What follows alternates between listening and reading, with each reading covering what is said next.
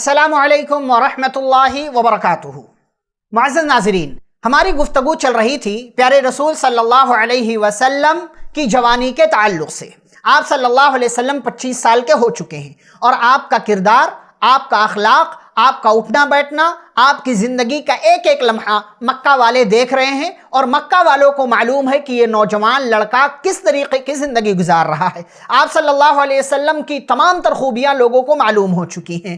آپ صلی اللہ علیہ وسلم جب 25 سال کے ہوئے تو تجارت کے میدان میں داخل ہوئے۔ کیسے؟ مکہ کے اندر ایک خاتون تھی، چونکہ پورا مکہ تجارت پیشہ تھا، پورا قبیلہ قریش تجارت کرنے والا تھا، تو حضرت خدیجہ رضی اللہ تعالی عنہ، خدیجہ بنت خویلد، مکہ کی ایک مالدار خاتون تھی، معزز خاتون تھی، تجارت پیشہ خاتون تھی۔ وہ اپنا مال دوسروں کو دے کر کے تجارت کروایا کرتی تھی اور ایک منافع جو ہے خاص قسم کا منافع وہ دوسروں کو دیا کرتی تھی۔ آپ صلی اللہ علیہ وسلم کی دیانت، امانت، سچائی کے بارے میں ان کو جب معلوم ہوا تو انہوں نے آپ صلی اللہ علیہ وسلم کو آفر کیا کہ آپ میرا مال لے جا کر کے تجارت کریں، جو منافع ہوگا اس میں سے میں آپ کو اتنا دوں گی جتنا میں دوسروں کو دیتی ہوں، اس سے کہیں زیادہ دوں گی۔ آپ صلی اللہ علیہ وسلم راضی ہو گئے اور حضرت خدیجہ رضی اللہ تعالی عنہا کا مال لے کر کے ان کے غلام میسرہ کے ساتھ آپ صلی اللہ علیہ وسلم ملک شام تجارت کے لیے چلے گئے۔ وہاں سے تجارت کر کے واپس آئے۔ حضرت خدیجہ رضی اللہ تعالی عنہا نے اس بار اپنے مال میں وہ برکتیں دیکھیں، وہ منافع دیکھا جو اس سے پہلے ان کو نظر نہیں آیا تھا۔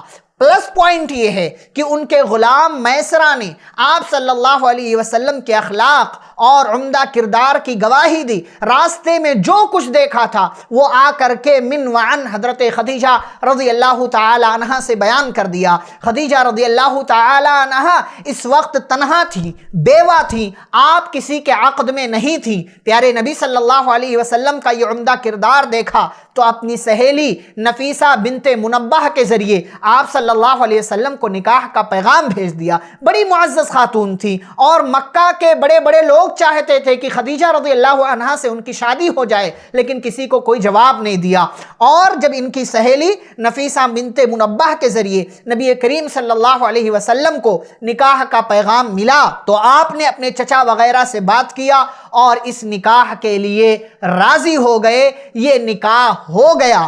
آپ کے نکاح میں بنو ہاشم اور مزر قبیلے کے بڑے بڑے رئیس اور بڑے بڑے لوگ شامل تھے۔ پیارے نبی صلی اللہ علیہ وسلم نے مہر میں 20 اونٹ حضرت خدیجہ رضی اللہ تعالی عنہ کو دیا، اور بعض روایتوں کے مطابق اس وقت جو رواج چل رہا تھا جسے بعد میں اسلام نے باقی رکھا، آپ کا نکاح آپ کے چچا جن کی کفالت میں آپ تھے ابو طالب نے آپ کا نکاح پڑھایا۔ یہ ملک شام سے واپسی کے 2 مہینے بعد کی بات ہے۔ اس طریقے سے پیارے رسول صلی اللہ علیہ وسلم اب شادی شدہ زندگی کے مرحلے میں داخل ہو گئے۔ اب آپ ایک انسان کے ساتھ ساتھ شوہر بھی بن چکے ہیں۔ حضرت خدیجہ رضی اللہ تعالی عنہ آپ کی بیوی بن چکی ہیں، اور یہ وہ معزز خاتون ہیں کہ جو پیارے نبی صلی اللہ علیہ وسلم کی پہلی بیوی بن کر کے آپ کی زندگی میں آئیں، اور ان کے زندہ رہتے ہوئے نبی پاک صلی اللہ علیہ وسلم نے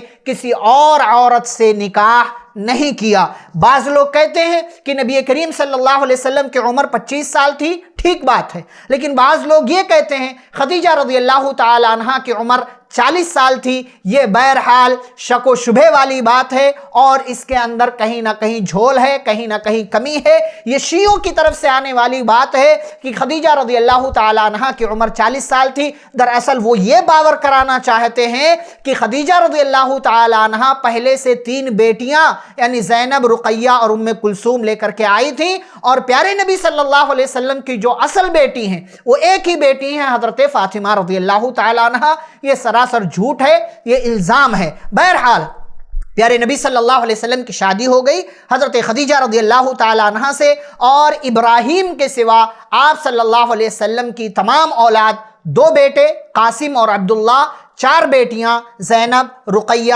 ام کلثوم اور فاطمہ حضرت خدیجہ رضی اللہ تعالی عنہا کے بطن سے یہ پیدا ہوئے، اور پھر آپ صلی اللہ علیہ وسلم اب اس زندگی میں مزید آگے بڑھتے رہے۔ آگے آپ صلی اللہ علیہ وسلم کی زندگی میں اور کیا خاص واقعہ پیش آیا، یہ انشاءاللہ ہم اگلی ملاقات میں ذکر کریں گے۔ اللہ رب العالمین ہم سبھی کو پیارے نبی صلی اللہ علیہ وسلم کی سیرت طیبہ سے مکمل فائدہ اٹھانے کی توفیق عطا فرمائے، آمین۔ والسلام علیکم ورحمۃ اللہ وبرکاتہ۔